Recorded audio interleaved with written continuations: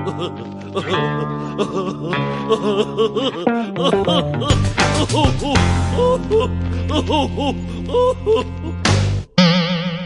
you know we can't do any serious topics on this show anymore with that intro. I want a hot dog. It's 4th of July. Yeah, it's a great. We have Uncle Greg here with his. You'll see the picture is.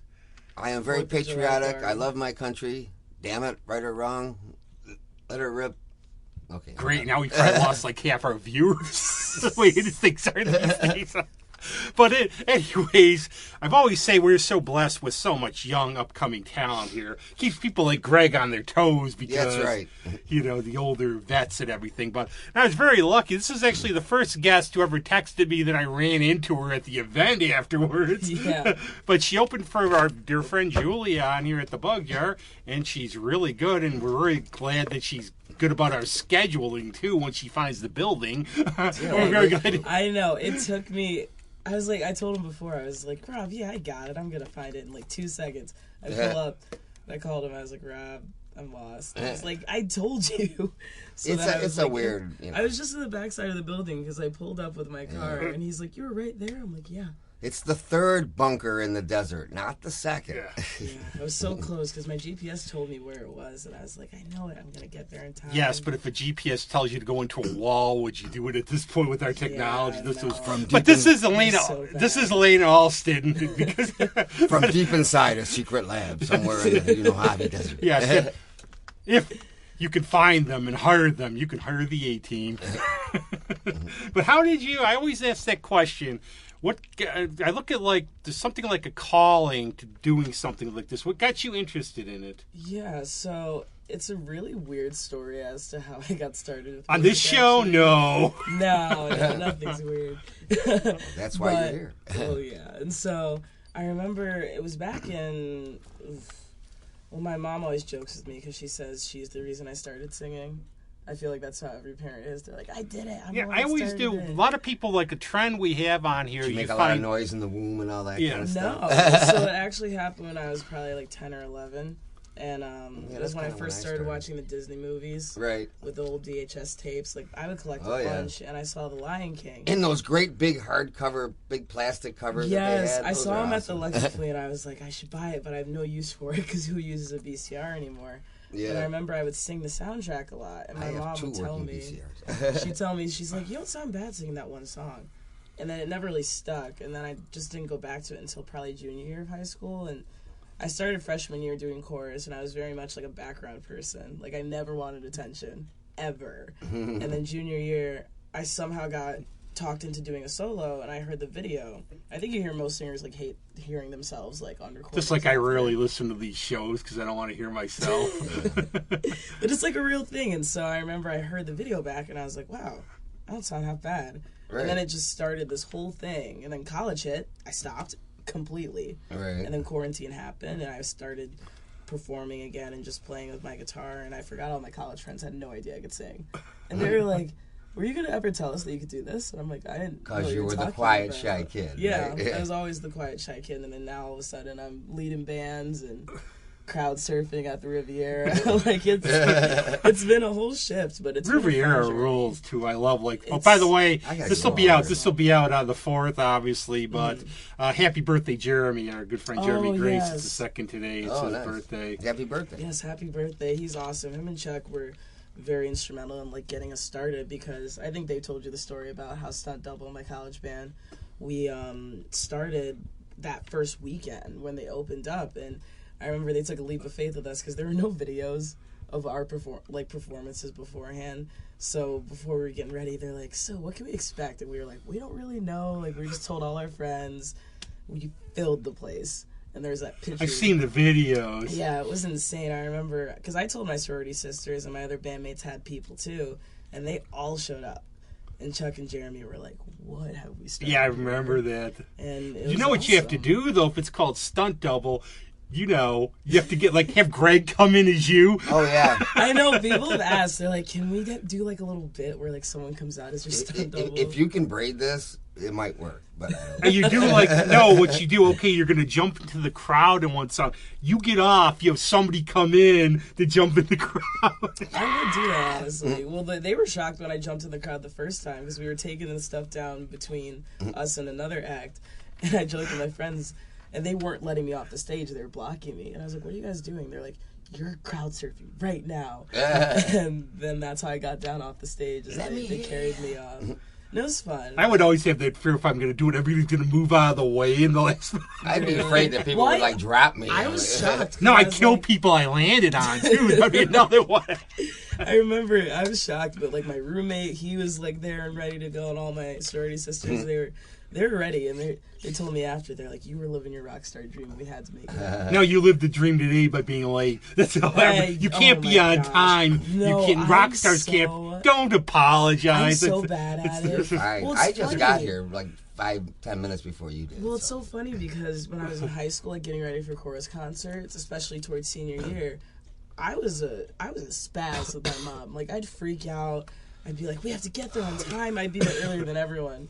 And now she just laughs at me. She's like, where did that energy go? Have you go to Geneseo? Yeah, I just graduated with my bachelor's. Stories. Yay! Yeah, it still hasn't hit. It hit me at graduation a little bit because I started sobbing out of nowhere. But now I'm just okay, now I got more can't. school. It's really, I have to get up to the Riviera soon. I mean, the good Me friends. too. I haven't been up and it's there. just, the problem is, it's when our good friend played, that piano player, it was the storm from a sci-fi movie, and we could snow was going sideways. That was bad. And then I was going to go see Buzzo when he played, and he canceled 15 minutes before I stood, because about 40 minutes from my house. Right. But Geneseo, the one thing is, I used to go up there all the time. I had friends when I went to college there. I saw Nirvana play there when probably under 30 people. Wow. Back in the day. It's really a hidden gem, and I love how the Jam Kitchen's bringing back that music scene, because it's really started this whole thing. This whole thing with theaters is coming back. This is fun. And you know what? I think it looks awesome, and it's an awesome place to play. I gotta get over there. It's just I'm going to go see my friend Kate Lee's playing at Stutson. And it's a really neat little place. Oh, yeah, and the thing is, seeing her at a small show, too, I think is really cool. You would probably be good in the chapel part. There's a chapel next door. It used to be a church, so they kept the stained glass and the pews and everything. Ooh. So it's a really nice, they do acoustic there. Yeah, I think I've heard of Stutson. That It's would be on my very list. cool. Adriana's played there. It's a fun little place, too. And anything that goes for music, too. Anything that can... But it's the Rivers list. And plus they stream. Yeah. Oh, really? Yeah, they do for you. That's But awesome. the river, it's just a cool place, and I think that's coming back a little bit where people want to go. It's when I went to the Beacon Theater in New York. It's almost like a mecca if you're a music person. It's just cool. You go around and go, yeah, this is a cool vibe, and I think that's the perfect town because what it is, it's not super far away, right. But it also gives, if you're going to college or you live around there, you don't have to truck in here for 30 minutes to see stuff. Exactly. Right. So and it's right off the highway. So. Yeah, and it brings it right to you. And I remember a lot of our friends had so many positive reviews after that first show we did, and they were like, "We need stuff like this every weekend, or just more often." And so then when we did our headliner show, Adriana actually opened for us. Yep. We still had a good crowd, and that was the weekend of Easter break. Yeah. And we didn't realize, And you're lucky because I won't. But lucky. A friend of mine had probably the worst show she ever had. She was really good, but. Never seen a crowd like that because it was Easter break. Everybody's not around. Yeah, or a lot something. of people went home, but then a lot of our friends told us they're like, "We're staying. We're not missing you guys." So they still showed up, and we had a little trick up our sleeve because I joked with my bandmates beforehand because they didn't know who Adriana was. I was the only one who did, and I told them, I'm like, "We should do a couple songs there," and they're like, "Okay, sure." They weren't entirely sure about it, and then I showed them a video, and they were like, "She sounds like Stevie Nicks," and I was like, "Yeah." What? Okay, now this is the thing. Everybody, I've sent this. I admit, I tell her I can't see it, but I think you know what it is. I mean, you want to really tell her she sounds like Feist. Don't listen to this, Adriana. I didn't tell her. She did this herself. She came up with it. She will freak if you tell her she sounds like Leslie Feist. Who's that? Adriana. Oh, who's Leslie Feist? She's a Canadian. Remember, he's old. I know Feist. And I dress funny. 1, 2, 3, 4 song or something from a while ago. Yeah, she loves, but the thing, what it is, I always say it's perspective. What you do is, like, friends who listen to her, and it's not wrong. It's like I saw her at a show at Raw, and I texted her right after and said, you ever listen to Jolie Holland? You kind of sound like her. It's like what you listen to, you're going to bring into other people. Mm-hmm. So if you're listening like a lot of Stevie Nicks, you're going to hear some Stevie Nicks. That's very true. And I think so, because we bring, like, that's like our music backgrounds. Like, we're pretty diverse, like, in terms, but, you know, a lot of people get stuck, and you ever do that high school thing where, like, if you were, like, a metalhead and they caught you listening to, like, a jazz album, you would hear the whispers, like, hey, you know what that guy was doing? You had to like a certain music, so everybody hated, he like, must be high. So I would make tapes for people, and all I would hear back was, Rob, that sucked. You know, now I hear the Ramones at Target. Right. I mean, I find myself doing that when I play. Like, I've got this licks from this drummer and lick from that drummer. I mean, I have my little bag of favorite things, and I pull them out when, you know. I mean, we all do that. We all absorb a lot of stuff. But did your mom and everything, did she, like, have an influence on what you were listening to, obviously? Like, for music-wise? Did she, like, what did she play? What'd you hear at home? Oh, gosh, she's going to love this answer. So... Oh, if you're listening, oh, yeah, this is all on her. This is all on her. Well, Rudy Valley. I guess, like, she started it. It's kind of a mix, because it was between my mom, because she would listen to, like, Anita Baker. All right. Wanda like Adams, like, some gospel. My dad would listen to alternatives, so he'd get, like, Coldplay... I don't consider that alternative. Sort of. Or, don't worry about it. I'm just being along those lines. That's an interesting mix. But then, I think it was whenever the Beatles... I like Coldplay, by the way. The Beatles Rock Band, whenever that video game came out, that literally changed my entire music taste because I was so obsessed with it. I didn't even buy the game. I couldn't play it. But I listened to every song that was on it because I would research it. Cool. And then I'd go to the library and, like, max out See, how many now that's CDs like, I could you get. sound like And you then have that just listen personality to a bunch. like I do where you just get, when you start getting into stuff that you have to know. Oh, it got Yeah. worse after the years. Like, it started with the Beatles, then I got those, like, decade compilation albums from the library. It was the Downtown one, I remember. And it was Casey Keesum's, like, greatest hits. And I started with the 80s, and then went to the 70s, 60s, and then just started spanning different Greg, remember decades. Raft Race? Awesome. Remember the Raft Race? They used to have a thing called Raft Race on the Genesee Canal on BBF. They would run on Sundays. What I would do is go to Worldwide News, and we would listen to the top 40. It would be all the stuff I didn't own. Right. But the Beatles, I think, and I call them gateway drugs. I've always used this term for Nick Lowe, where, like, Nick Lowe to me, when we were growing up, and a lot of my friends too, he was, I'll say, like, mainstream enough, but he had, like, that punk and indie, like, they call him pub rock now. Mm-hmm. But what you do is you start researching and go, okay, and now I'm going to go to this, now I'm going to go to this.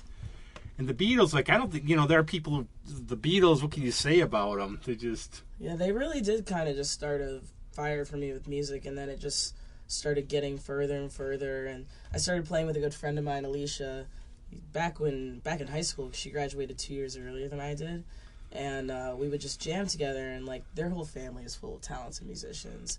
And that's how I kind of started playing again, because I was self-taught. I've never taken lessons for guitar. I think that brings a good perspective either way. I think I always say, like, there's, like, the tunnel you want to go through. Whatever way it takes you there is perfect. Mm-hmm. I think some people work better self-taught. Some people... Yeah. I think when it's structured in a way, maybe, Greg, you can talk of this because you give... Sometimes maybe if it's too structured for you and, like, a person who's teaching you, they have a certain way. Maybe it's not your way and you can do a different way and you have to... Yeah, I mean, I think I did that. I know nothing about this, by the way. Well, I mean, I would take whatever they said, and then I would be like, okay, that's not how I would approach it. But then I take what they said, twist it around in my own thing, and then I still get the knowledge and I still incorporate it, but I just do it. Yeah, we all do that. A good analogy, you won't know this one, I guarantee you. Bad News Bears, no, you won't. Bad News Bears and Breaking Training, it's an old movie. Yeah. There's the pitcher, and he can't, like, he's getting killed. He's like, Louis Tiant, and he would try to pitch like Louis Tiant, then he'd go Catfish Hunter. And he goes, why don't you try to pitch like yourself? Yeah. Wisdom. Right. That's true. What I think you do is you imitate people, then you find your own way as you go along. Yeah. And, like, I think a lot of what I liked was the Beatles. And it's funny because I never really knew what I liked for myself as a style. I still don't really know because people ask me, like, it's great, though, because I think... I'm like, I would have no idea. I think isn't it like, Greg, like it's a organic process as you go on. It's like you go on, you might think, you might have a preconception when you start, but then all of a sudden it goes way... Oh, yeah. I mean, I could tell you, like, Adriana, from when she started, like, she had a band called Adriana as Advertised, and what she would do then till now. One idea sparks another, usually, and then it just keeps rolling. It really does, and, like, with my musical journey, just with, like, bands and stuff, it started with one last summer. So I've been really performing for only, like, a year, and then I did my college band with Stunt Double, and everyone was worried with Stunt Double, because at the graduation, cool, they were like, we like the name. Up? And we were like, no, we just graduated, and we're all from different areas. So I'm starting my new project now, the Alston Project with Chuck and Chuck Salvagio. There's so many visuals I could think of for Stunt Double. We have to talk about. I know, Stunt Double was such a good name. I was like, you know what my friend said? A friend of mine said, okay, his band's the American Moondogs. They thought about some names like that. He said, try to think of a name, Greg, argue if you want. Think of a name that looks good on a T-shirt. That's really true. And that you could do a good design. That's what Chuck's wife said, actually, when we were trying to brainstorm names for our project now, which is the Alston Project. So it's called TAP, but that's what it stands for. And I remember she's like, what about that? And Chuck and I looked at each other, we're like, wait, that's actually really smart, and we could advertise that pretty well just with TAP, because it's like... Yeah, and I think you have to have, these days, we have, like, attention spans of ants. And we have, like, the news cycles, and most of the time you don't want to know what's on the news cycle in the first place. But I think you have to get something sort of catchy people remember. Exactly. So we were like, a double name, that works out pretty well. And, like, seeing it a couple days ago, because they just announced the lineup for the Pride Festival that we're doing. It was cool to, like, I actually got a message from a friend of mine. This was, like, pretty funny, though. She used to play, she has back problems, but she would play in the Pride band. Mm-hmm. You get the loony protesters, right? Oh, yeah. So, some of them were like, we don't try to avoid politics on this stuff, but these, give me a break, okay? It's like, you have no time. But what they would do is they'd see them, they'd go blow the theme to Mickey Mouse Club. You know, there should be, there should be, like, some kind of restriction that your freedom of speech should not be at something like that. Well, it's like... You know what I mean? This is something that you're trying to celebrate something. And and also it's like, what do you care, like, what other people do if it doesn't affect you? You know, go get a hobby, honestly. Right, but I'm just saying, protesting's fine, but, you know, really, at something like that, you really should... That's bad taste. That's all. Yeah, but, okay, now I'll stop being serious. But I'm glad I heard the reason I'm saying this is one of my friends said he came back this year, July 16th, after being gone because of the C word there. I don't want to talk about it. Oh, yeah. But how did that affect you? And it's something I ask every musician, like, sort of like, okay, you're starting to do the music. We're going to play. All of a sudden, the little bug comes flying in. It was a doozy. So I remember I watched a lot of those streaming services. Like, I literally tapped Netflix dry at one point. Then I ran out of things to watch. So when I started playing again, just because I needed something to pass the time, and I noticed... I was so dumb, because I was like, really, practice makes perfect, and, like, actually playing consistently makes you better. And I would just play... I know. And I would play these, like, Beatles covers and just these songs. And I remember I posted them on my Instagram, and it was received pretty well. And then I just made a separate account just to post them to kind of just track my progress throughout the different months. And I just kind of kept going with it. And then I got a message from the owners at Roar, because that was my first ever venue. Roar's a fun. It's a fun venue. It's awesome. And I love that lion, though. I love the thing I saw after COVID. The little lion had a little mix. Yeah. Hey, the nice thing is, though, I'm glad that, like, through COVID, they did so well, because their food is amazing. Yeah, and I'm also, like, I just want everybody to do okay. And you worry about, like, businesses, obviously. Yeah. And they did really well. And I remember, you know, during the whole era of when things were slightly restricted, we were very safe. Like, we had these little things in front of us that kind of covered us from the crowd. And I had a show, because I wasn't fully comfortable performing by myself just yet when I first started, so I performed with my good friend Alicia, and we would just duet everything. Because her and I could pretty much have a song one time run through. Our harmonies would be pretty tight, because we know each other really well musically. And we did a show in April, and I told my sorority sisters about it. And I was like, yeah, you guys can come. And Geneseo was like 30, 40 minutes away.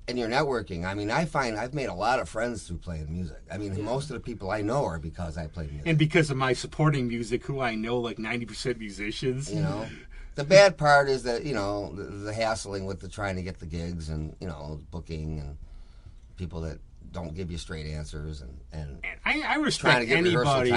You know, anybody who like razzes anybody up there, I go, okay, if you like it or don't like it, respect that they got the guts to do it, because I couldn't do it.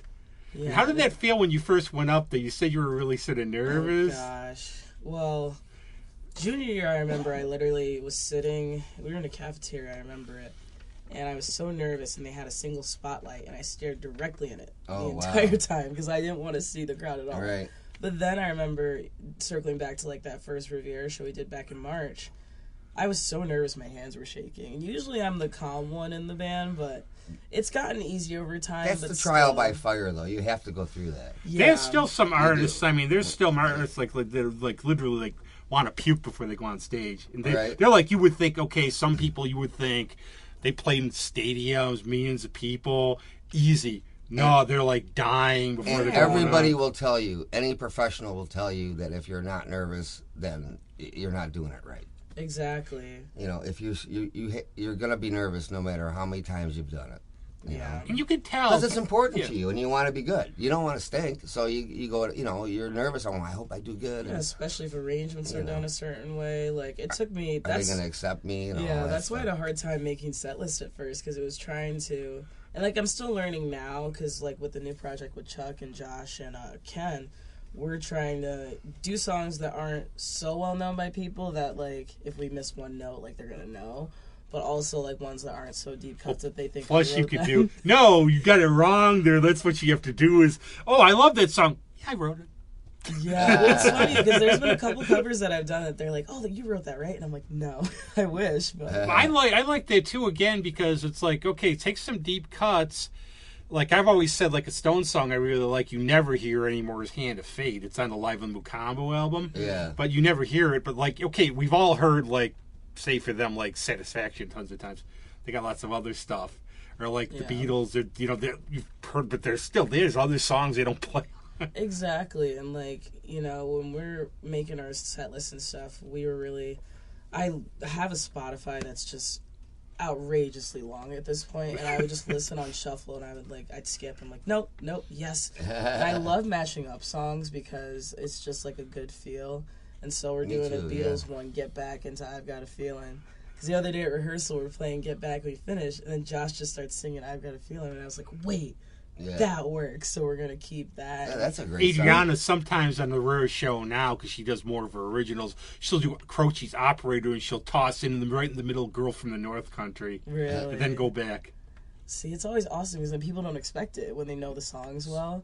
Like, we're doing a show next Saturday in Geneseo, and Ken, our bassist, actually had a great idea, because we're doing another Brick in the Wall by Pink Floyd. Oh, no, you're not going to build the wall. Well, so we're just like, I've done it before, and it was just an idea that I had. And then another song we have is in the same key. And he's like, what about this? And it's the two most opposite songs you could think of, yet somehow they work together. So we're doing another Brick in the Wall into Lizzo's Juice. We don't know how it's going to work. No, but that's what you got to do, though. Why not have fun? That's the one spark feeding another, everybody, and she's really not like a typical other Brick in the Wall, so it kind of just flowed together. It's like a tough guitar solo, too, on Brick in the Wall. It's like that one part with it's like you got to pull the chord all the way up and everything. Oh, yeah. Now you don't want to do it. Josh can rip, though. He really does his thing, and I'm just like, wow, keep going. It's always fun to watch. Like the Super Suckers, I love their version of Sail On by the Commodores, but it's country. But no, I think you might like it, actually. I might, because I'm open to kind of anything. Like Public Water Supply's outlaw country, she calls it. Yeah, I like it. I like it a lot. Like that Walter Jennings one they did, or Cowboy something. I forget the name. I like their version better. It's faster and it's just. And I mean, you play in a lot of different types of bands, Greg. I mean, you play like different styles and everything. Yep. I like doing that because it just keeps you on your toes, and you have to learn so many different things. Like you learn riffs and licks and stuff that you normally wouldn't know. Yeah. So that then you realize, wow, this is tricky. And then, like Steve Smith, you learn a Journey song, it's all Journey, but you try to learn those drum parts, they're intricate. Yeah, and I've heard from many a drummer about how much they like Steve Smith. Yeah, well, he's very versatile too. I mean, he's a jazzer, and I mean, you know, he was smart though. He did the Journey thing and made his fortune. But do you have there really aren't any guilty pleasures, I suppose. But do you have like some like really popular group you wouldn't want to admit you like that you might admit you like? The Bangles. Okay, it's your stunt double. It's not you, so you're not saying. Well, I remember, because I like Harry Styles, I really do. But I remember, I know, be nice with me, but I remember I did Watermelon Sugar so much that I was like, I'm never doing that song again. Like, I can't do it, because I've sung it so many times, but now he's kind of grown on me, and he's like one of the more popular ones, but I don't know. There hasn't been I guess my guilty pleasure one is Shania Twain's Man, I Feel Like a Woman. Because I remember I sent them a set list when we were at practice last week, and Chuck looks at me and he's like, you said you don't like country. And I was like, we're not going to talk about this right now. That's like pop, though. That's more like a little bit pop country. They're all making fun of me because they're I'll say, like, in my top 5, and I don't... Well, it's a tough-ass girl song, too. It is. I never ask, like, what's your favorite, because we're all, like, what day of the week is it, like, for their favorites? Yeah. But, like, one of my top 5 guys in concert was Elton John. I thought he was so incredibly fantastic in concert. Great. I remember I heard that 11-17-70 back in the day, the live radio thing, and I was like, wow, man, 3 guys, and the way they just were jamming on that thing. If you ever get a chance to listen to that, they were in a radio station or something in New York, and they played like a bunch of live stuff. Really? Just a 3-piece. See, recently I saw, I was at Jazz Fest, because that's my favorite festival in Rochester. We got out just in time for that show. I got back to my car just when they were clearing out. I saw Robin Thicke. And then I heard that was incredible. Robin Thicke was insane. And I remember just watching him, and I was taking mental notes. I was like, I'm going to do this on stage. I should have gone to that. I saw Samantha Fish. Samantha Fish is great. Now, that's a case, too. I remember, like, Grimy posting on Facebook about, she played Dinosaur. Oh, yeah? And he's saying, like, I was down there. He's like, Samantha Fish is playing here. There's like nobody here, and this is like somebody. This is like this incredible blue. Would you say bluesy mostly? Like cigar. She uses cigar box guitars, but she rips on the guitar. Really? Well, she's a cross between like rock blues singer and. But she played. Then she played Garden Vibes, which I don't think it's on this year, but if you ever get to see that or go there, it's really fun. It's at the Dryden, great scene. Okay. Then she played Flower City, or whatever it was called then. And now No, that's a restaurant, dude. It was Milestones and it was High Fidelity. Right. But so she's growing. Like, that's like Abilene, and that's the thing like about Abilene is Danny gets all these different great acts, and you see, and he takes a chance on tons of things. Yeah. I think for a lot of live music, it comes down to, like, when you're booking bands that are new, it's like giving them the chance and taking the chance on them to see what happens, because the Jam Kitchen guys really took a chance on us, and afterwards they came up to us and they were like, what did you guys do? And we were like, we don't know. It's gotta be... I was in shock for a while after that. One of the things I always... you have a good fan base. Yeah. Oh, yeah. One thing I always enjoyed... One thing I always enjoyed, too, was, like, if I went out of town to see a friend play and they never saw her before... And you see the reaction, like, we've heard it all, but you see the reaction to people who've never heard it. And they go, wow, this is really awesome. That's cool. But that's got to be a great feeling, too, when you're playing. You don't see the crowd sitting there like this. Yeah, no, like, I remember... you see people, like, when you see people, like, mouthing what you're saying or, like, getting all... Well, it's funny because at our... it's one of my top... I have, like, my top 5 favorite live music moments, and they always kind of change. But one of the tops was... our headliner show, and we brought Adriana up for some Fleetwood Mac songs. We did The Chain, and all my friends in the crowd were just screaming it. They were screaming lyric for lyric, and you could just see in the videos that they were having so much fun. And that's always the best part, is seeing them enjoy it and knowing that, like, what you're doing they like, everything's going well, people are just forgetting about whatever things that they were worried about outside of this, and they're just relaxing for however long you're playing. How did you find the people that you're playing with? Now? Yeah. So I met Chuck through Jam Kitchen, because I remember I told him, because I got asked by the organizers for Pride back in April if I wanted to perform at it. And I thought it was like a small scale, like what they did last year, just in the back of their parking lot, very low key. And they're like, no, like, the Pride Festival. This is at the park. This is this is like the Cobbs Hill one. And I was like, you're joking. And they're like, no. So then I told Chuck, I was like, I think I'm going to need a band. So then he just made some calls, and then I met Josh. Yeah, he's good at that. And then we just brought in this guy, Ken, and he's awesome, too. I think he's from Lauren and the Good Souls. Okay. He's our bassist, so he's been playing with us, too. And it's been just a really awesome time. Like, I give him a list, it's done, and we're able to just have fun with the arrangements now. And it's nice because they can just pick up on literally anything. See, that's really good that you... I mean, as a side guy, more or less,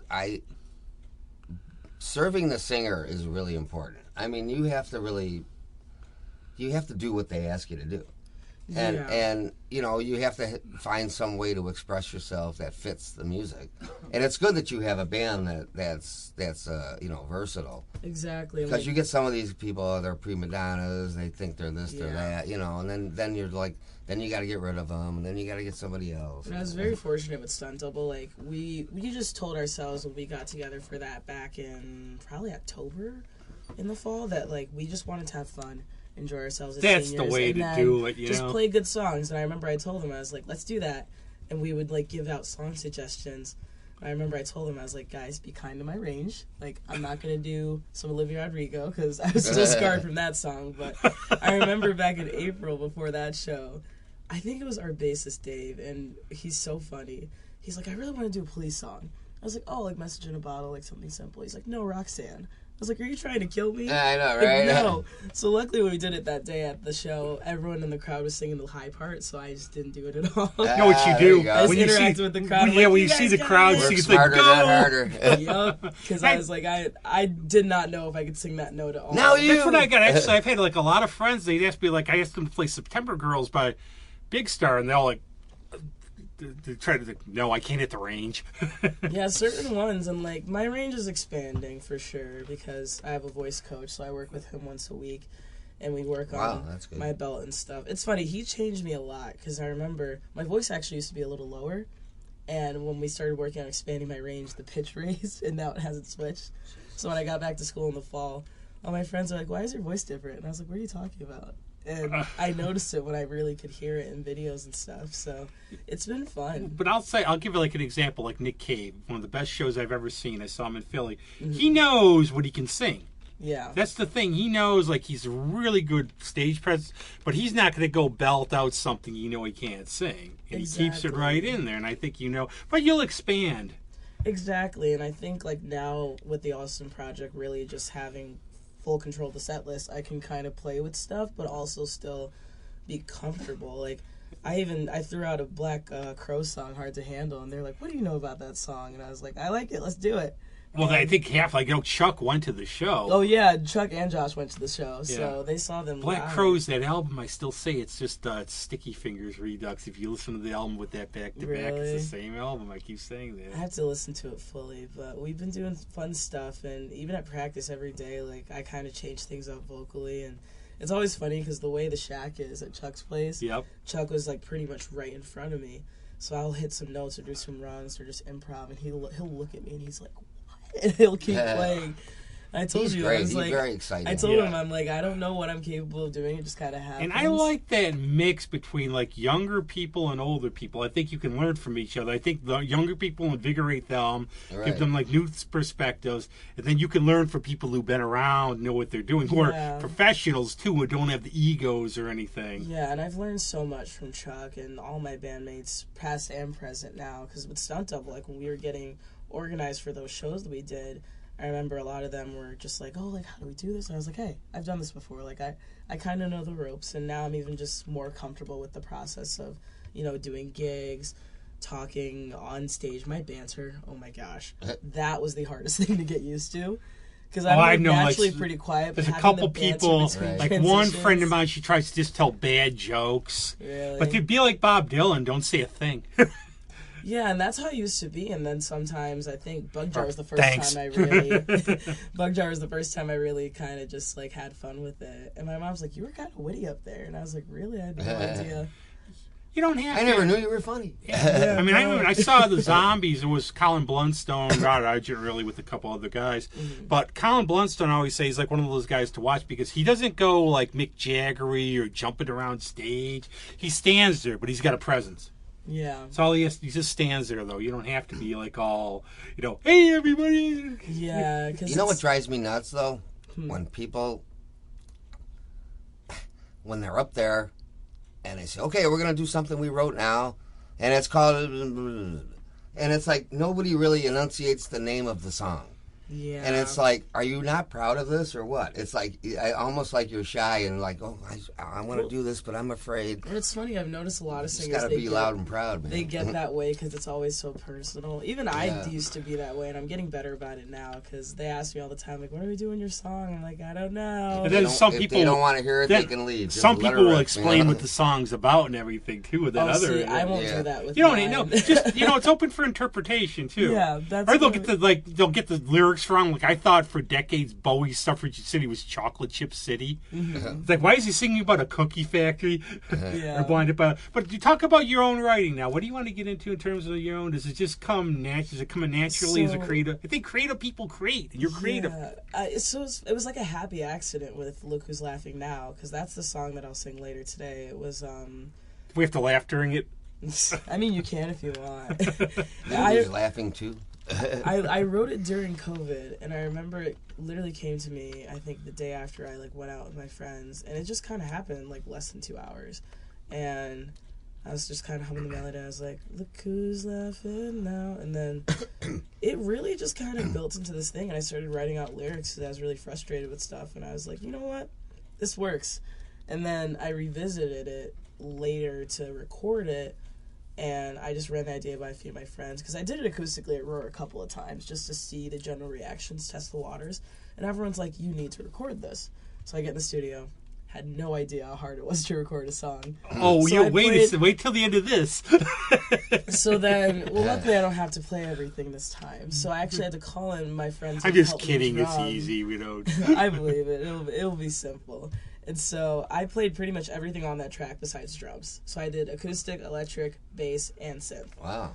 And it took 3 sessions, but we got it done. And I just remember after That's pretty good. Hearing it and thinking, I'm going to re-record it at some point if I release an EP. But it's a good start, and it was just something I'll always be proud of. I just had to get used to, really. And you just remember, you always remember your first song too. It's always, you could always. Yeah, it's just funny either if it's good or bad, or you look back 5 years from now and go, that was pretty good, or you go, what was I doing? Yeah, and all my friends were very much I remember they were so happy and so proud of me. They all posted it everywhere, and then a few of them asked me, they're like, so, what's it about? And I was like, I don't know what you're talking about. And I wouldn't answer it. I had to do an interview, actually, for a school newspaper in Geneseo, and I remember I just told them, I'm like, it's just a feeling of wanting to be proud of yourself and just thinking, this whole thing kind of knocked a lot of people down for a little bit, but now you're feeling a lot better about it. And that was the energy I had. And I think if you just open up, ideas are all over the place. You'll see. Yeah. I would take, either your phone or give a little pad. Well, it's funny. Because as soon as you do, you have... I have voice memos, multiple voice memos for different melodies for hooks of songs that I just haven't done yet because I'm still in the process of writing a couple now. Actually, one of them with a friend of mine that lives in Long Island, so we're trying to set up and finish that one. Because that new one, I don't even know what it's going to be called yet, but we just based it off of an interaction I had on my birthday weekend. Because I told her, I was like, this is how I felt. I want to write a song about it. And she's like, okay, let's do it. That's the way, my good friend Greg Townsend of the High Risers, he's driving down the road. He sees a sign that says ATM Inside. Mm-hmm. ATM Inside's a song. He was driving one time. He saw somebody threw a cigarette out the window. He came up with the song Sparks on the Highway. Yeah. It's all over the place. It's just it really is. You have to just know where to look. And so it's fun being able to do that now. And I'm so grateful to have people I can collaborate ideas off of. Because sometimes they come to me on my own. Sometimes I do, though, to have just another person to be like, hey, is this insane, or could this actually... And I think honesty helps too, if you have honest feedback. And if you don't have, you should be confident, but if you're not egotistical, where you go, okay, I think this is pretty good, but if somebody comes and says, you know what, I think it would sound a little bit like this. And if you honestly, you could say, no, I don't think it does. Or you can go, wow, I never thought of that. Yeah, it's awesome. And I have my core friends that, like, I'll run stuff by and I'll be like, hey, tell me, no holding back. What do you think? And they're always really honest with me, and they steer me in the right direction. And I remember, because I substitute, and during one of my days I was in school suspension, so I did nothing the whole day. And I texted one of my close friends at, like, I think 8 o'clock in the morning. I'm like, I'm going to write a song in one day. Bet. And then at the end of the day, I sent her the lyrics. She's like, you're crazy. It's like Ireland. They used to have this thing in, like, I guess, a bookstore where, like, Elaina Alston, he's a science fiction writer. Mm-hmm. They would come in, and he would write on his typewriter during the day. Could you imagine doing that when people are coming in, watching, and you're trying to be creative and everything? Yeah. That would be... It's hard, and luckily, like, no kids came in. I was just, like, writing away, and I was like, wait, this is a good idea. And then I just kept rolling with it. It gets like you get horrified. Some kids are like looking at you the whole time. I know. Well, it's funny because I would always sneak into like the music room during my free periods, and I was like, one of these days a kid's gonna walk in on me like playing this piano and singing my heart out, and it's gonna be really awkward. But luckily, no one's walked in on me when I. But I mean, like I know, like Greg exploded again. He's a drummer. Really? Yeah. So, but he writes like maybe 3 or 4 songs a year. But he gets like the inspiration. They're pretty good. And you have to go at your own pace. It's like amazing how some people. And I think that's another thing is you just have to let it happen naturally and everything. Yeah, and like I'm very much the type of person. I'm a firm believer in like I can't write about stuff I don't know unless I experience it. So because I feel like I'm a fraud if I don't really actually have dealt with something myself. So all of my best ones have been stuff that I've experienced firsthand. Or at least, like, can relate to on some level. We put Greg back together again. He, like, spontaneously... I was going to ask you a quick question, Greg, and we'll wrap so you can play soon. We're talking about songwriting. How do you go? I know you write, like I say, you write some good songs. You write maybe 2 or 3 a year. Where do you get your inspiration from? Do you just see something? Does it pop in your head? A phrase? Sometimes it's a phrase.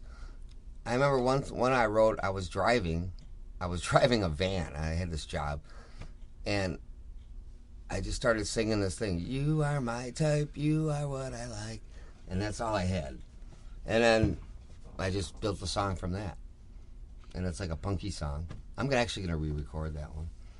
See, my major writing stuff was 80s. I don't really write much anymore. I wrote some stuff in the 90s, and then I kind of quit doing it. Because not quit, but I'm more of an arranger now. But when you hear like somebody like in one of your band, like a song, do you add like if you hear something and go, hey, this might need this, or do you just stay quiet and do like play whatever's written? Well, no, like with Susie's band, I've made up my own drum parts. There's a lot of things I've come up with that when people... This is not saying you just played the song wrong and trying to cover. Right. Well, when people have to, my goal, I guess, is when people have to sub for me or something, they have to learn those parts. Mm-hmm.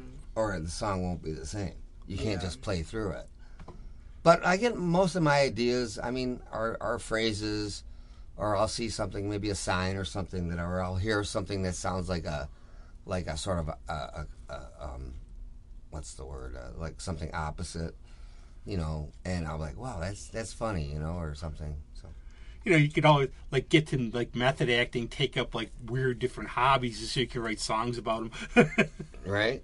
Honestly, I've considered it because I'm like, if I had gotten into like acting or something, I could probably write songs if I was a character. Well, I'll give you a good example. Like this song that I'm going to be doing with Susie's band. It's called "Blame It on Rock and Roll," and I call it my kiss song because it's like just a stupid song, and I wanted to do like an anthem. I figured I'm going to write an anthem, but the whole thing is about you go to a club, you stay out too late, you want to hear it loud, you got your air guitar. I have all these pictures in the lyrics, and it's like it's your typical denim jacket 13-year-old, at a show. And then later in the song, it's about coming home late and the parents freaking out, and then just like. But whatever I thought, whatever it is in your life, you can blame it on rock and roll. You might have met your girlfriend that way. You might have got divorced because of it. You might have got, you can blame everything on rock and roll. Yeah. So that's kind of where I got that like idea. That. Yeah, it's also, thinking like, I remember hobbies, I was going to take up skydiving, but it was good I got a parachute. I haven't done it yet, but it says if it doesn't work, I can bring it back for a refund. There you go. used to bad humor. Oh no, like the method acting for songwriting. That's gonna be great. I'll see you like. See, you already gave me an idea. Something. You already gave me an idea. I only fell once. See. See. But yeah, songwriting, it's a fun journey. I'm definitely gonna start doing, I think, for our next show, probably in like late August. And you'll be surprised. Look back like 5 years from now, you don't know what your style's going to be, what you've done. I think it's like really the growth period it does and everything. And as you get older, like you change as you grow older and everything, your tastes change and everything else. Like even compared to last year when I started around this time performing live, like I'm a lot different now compared to last year in June. Just like with confidence-wise, more like, you know, I guess stage presence-wise, knowing how to control the band into like keeping in time with each other and staying tight. And also just having more fun with it and not being so You got the great attitude on. That's the way to go. Concerned. And so that's why we're really excited for the Pride show. And I remember they didn't tell me anything besides like we're set for this set time, we're performing. They released the press thing a couple days ago and Danielle Ponder's the headliner. Chuck calls me. He's like, "What?" I'm like, "I know. I had no idea."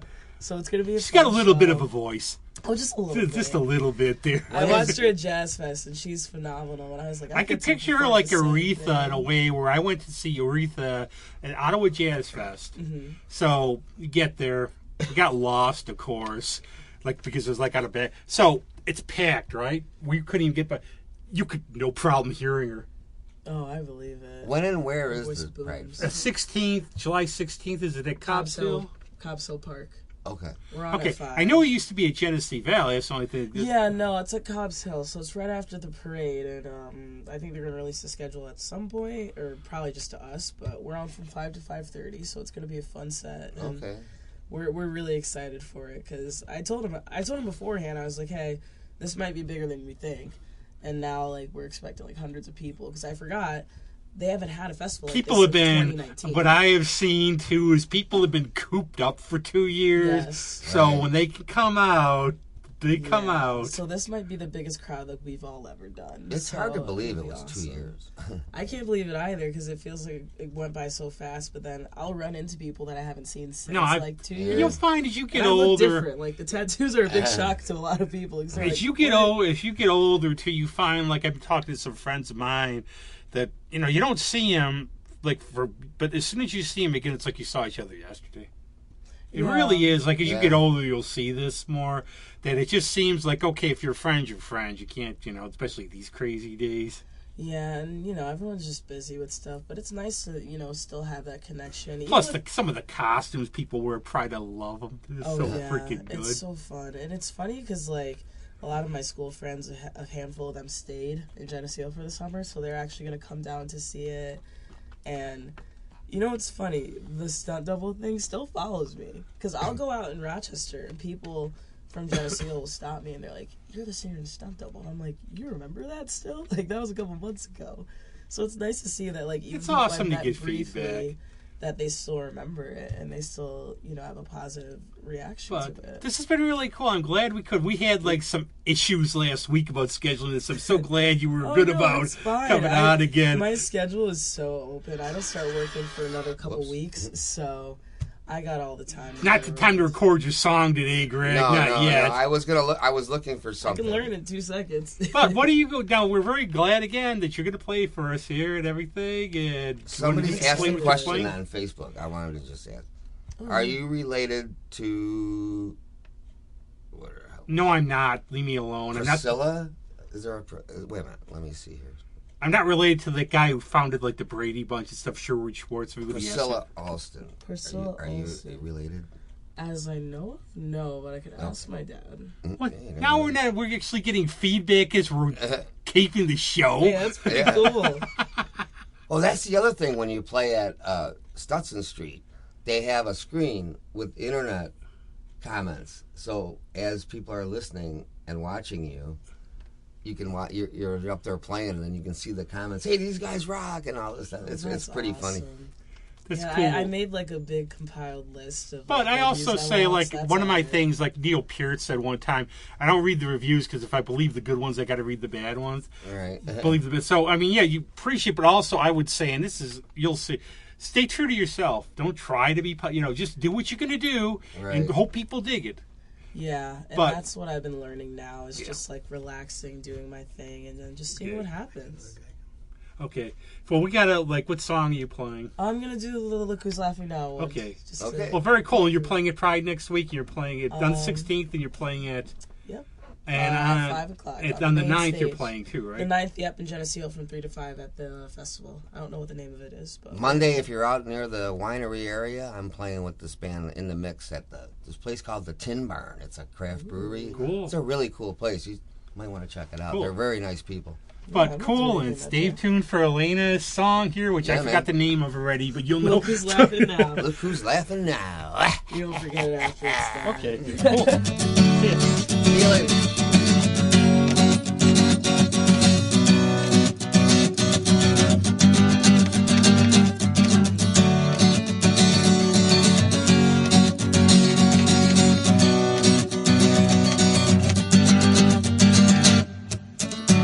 Things were always fine, hand fit into mine. Somehow it all went wrong.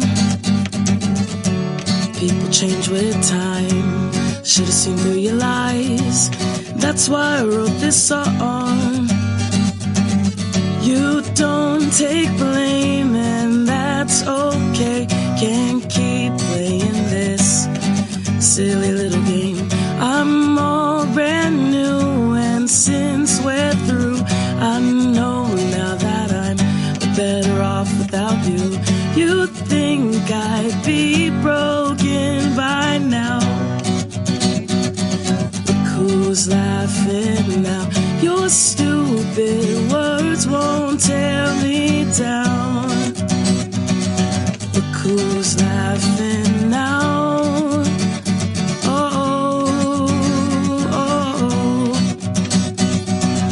Who's laughing now? Oh, oh, oh. Trying to act all cool, but you're really a tool. Go back to your old habits. See through your disguise. Try so hard to hide. At some point the truth will come out. Don't try to say that things have changed. Your ghost still remains on the surface. There's nothing left, just your regret. No more holding on to your burdens. You thought your words would tear me down. Look who's laughing now. Stop trying to play the victim somehow. Look who's laughing now. Oh, oh, oh. Look who's laughing now.